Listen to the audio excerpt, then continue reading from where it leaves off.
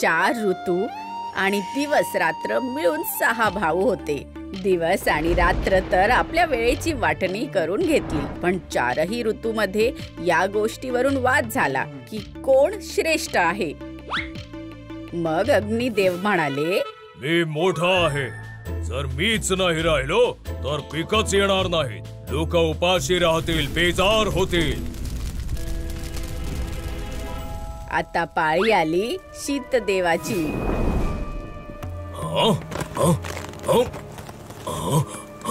नाही दादा, माझ्यामुळे जेव्हा थंडी पडते तेव्हा पीक उगवतं. इंद्रदेवाकडून हे सगळं बघवलं जात नव्हतं, तेव्हा त्यांनी सुद्धा आपली शक्ती दाखवली. दादा, मी पाऊस पाडल्यामुळे पीक येतं. सगळ्यात छोटे वायुदेव सुद्धा कोणापेक्षाही कमी नव्हते. दादा, जेव्हा मी चालतो तेव्हा ढग येतात आणि पाऊस पडतो आणि मग पीक येतं.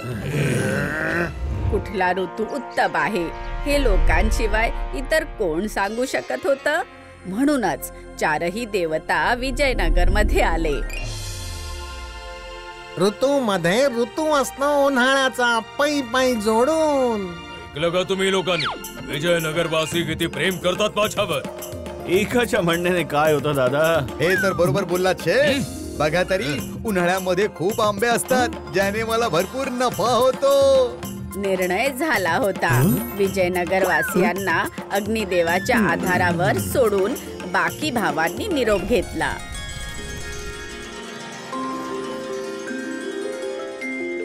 हाय हाय हाय हाय हाय, किती उकाडा आहे पै पै जोडून. बहुतेक आग बरसते वाटतं.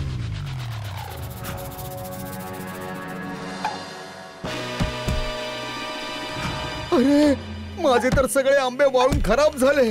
यावेळी गरमीने तर माझं खूपच नुकसान केलं. गरमी, पाणी, कोणीतरी पाणी पाजा.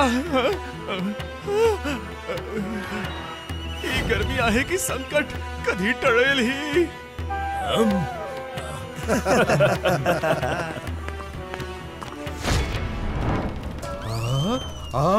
या गरमीने कापूस जाळला. हे देवा, या गरमीपासून वाचव. पाऊस पाड. लोक तुझ्यावर नाही दादा, माझ्यावर प्रेम करतात आणि त्यांची प्रार्थना मला ऐकावीच लागेल. आणि मग इंद्रदेवांनी त्यांची कृपा दाखवली.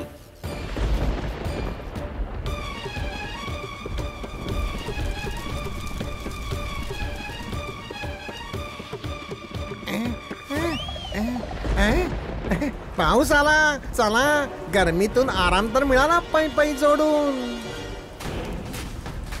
ओहो, हा अवकाळी पाऊस तर मला मूर्तीच बनवू देत नाहीये. गरजेपेक्षा जास्त तर कुठलीही गोष्ट चांगली नसते, मग तो पाऊस का असेना. आई, ही कुठली परीक्षा घेतोयस रे परमेश्वरा, पै पै जोडून.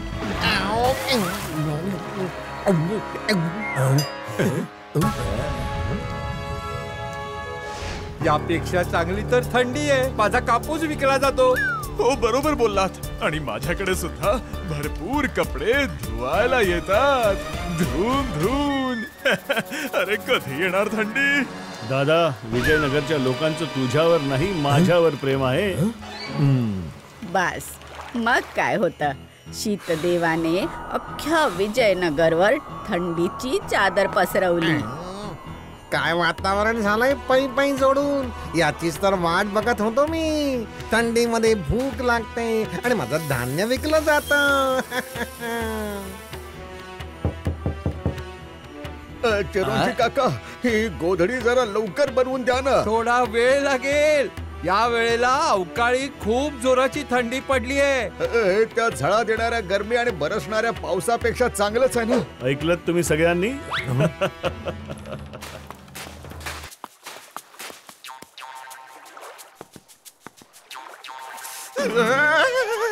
हे पाणी आहे की बर्फ? धुवून धुवून. कसली गोधडी बनवलीये, हिने तर थंडीच जात नाहीये. अरे, जी थंडी आगीने जात नाहीये ती गोधडीने कशी काय जाईल?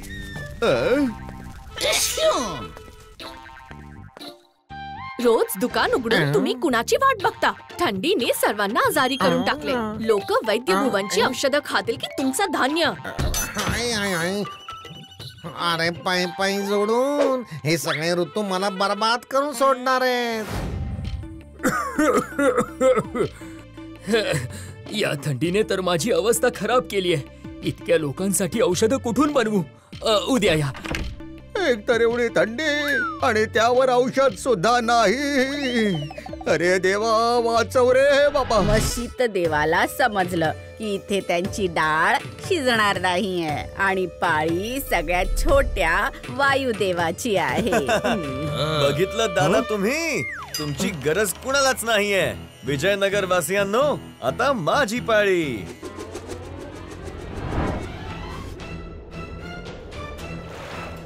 काय सुंदर हवाय, काय वातावरण आहे. धुवून धुवून आज तर कपडे धुवायला मजा येईल.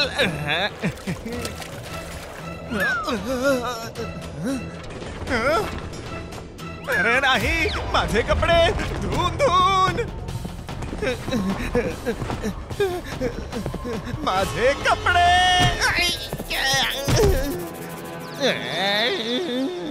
अरे काय होतंय? अरे माझी झाड वाचवा. पायी पायी जोडून माझं धान्य, माझं दुकान. अरे मोहन, एकटा एकटा कुठे चाललाय? मी पण येतो तुझ्या सोबत. वायुदेवाच्या येण्याने सुद्धा विजयनगरवासी खुश नाही झाले. लोकांनी या नव्या संकटापुढे सुद्धा हात जोडले. गुरुजी, आता तुम्हीच काहीतरी उपाय सांगा. असं कधीच झालं नाही जे केल्या काही दिवसात घडतंय. वातावरणानं हालत पार खराब करून ठेवली आहे पायी पायी जोडून.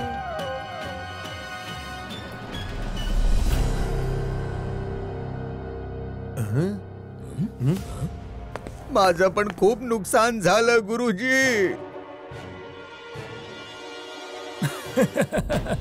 असं दिसतंय की ऋतूंचे देवता आपापसात भांडतायत.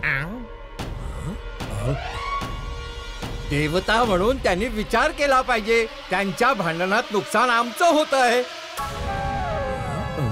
भांडणं नेहमी स्वतःला एकमेकांपेक्षा श्रेष्ठ सिद्ध करण्यासाठी होतात.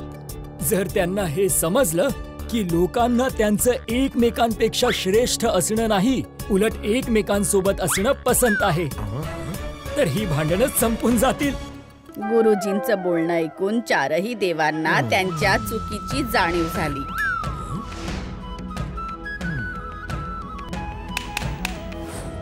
ते योग्यही होतं. पावसाची मजा उन्हाळ्यानंतरच येते.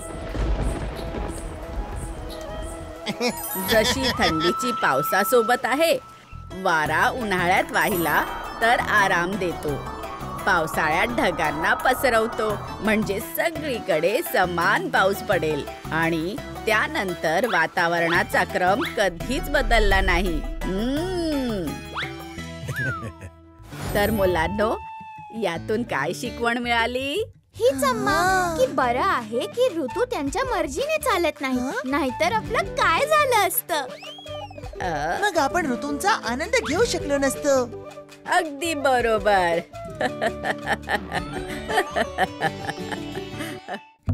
If you like this video, subscribe to our channel Murthy Media.